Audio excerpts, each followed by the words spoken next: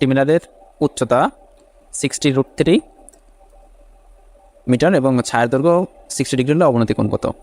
অবনতি কোণ আপনাকে বের করতে বলছে, তাহলে আপনি অবশ্যই কী নিয়ে আসবেন? সাইন।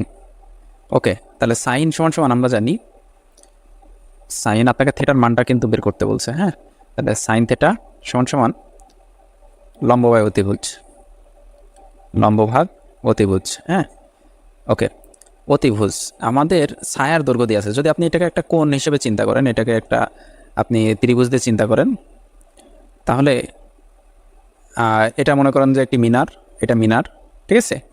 তো এখানে ছায়া পড়ছে, তাহলে এটা হচ্ছে আপনার ছায়ার দৈর্ঘ্য। তাহলে ছায়ার দৈর্ঘ্য দেখেন 60 দেওয়া আছে, ঠিক আছে? তাহলে আপনাকে লম্বের মানটা জানার প্রয়োজন এবং অতিভুজের মানটা আমাদের উচ্চতাটা দেখুন দেওয়া আছে, এটা হচ্ছে 60√3। হ্যাঁ, 60√3 দেওয়া আছে, তাহলে আমাদের অবনতি কোণের মানটা লাগবে। তো সাধারণত নবম দশম শ্রেণীতে যারা এসএসসি পরীক্ষার্থী আছে তারা ক্যালকুলেটরের সাহায্যে খুব সহজেই মানগুলো বের করে নিতে পারেন, কিন্তু যারা চাকরি পরীক্ষার্থী আছে তাদের ক্ষেত্রে তো আসলে বিষয়টা খুবই কঠিন। আমরা যেহেতু আমাদের ক্যালকুলেটর আমরা ব্যবহার করতে পারবো না, চাকরি পরীক্ষায় ক্যালকুলেটর ব্যবহার করা যাবে না, তাহলে আপনারা ওইটা হাতে অতিভুজের মানটা বের করে নেবেন, ঠিক আছে?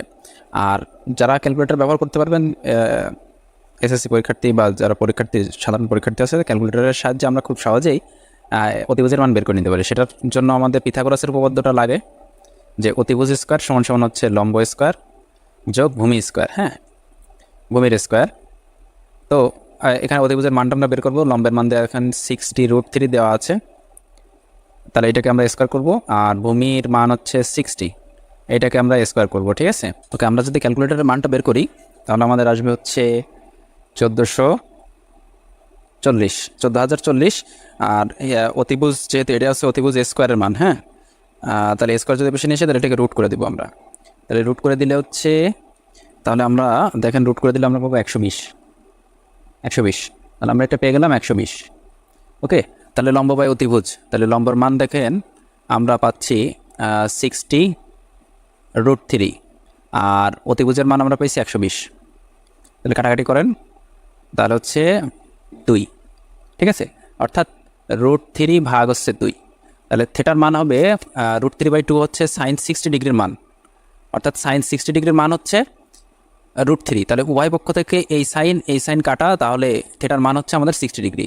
তাহলে দেখুন থেটার মান আমাদের অ্যান্সারটা আমরা পাচ্ছি 60 ডিগ্রি। আশা করি বুঝতে পারছেন।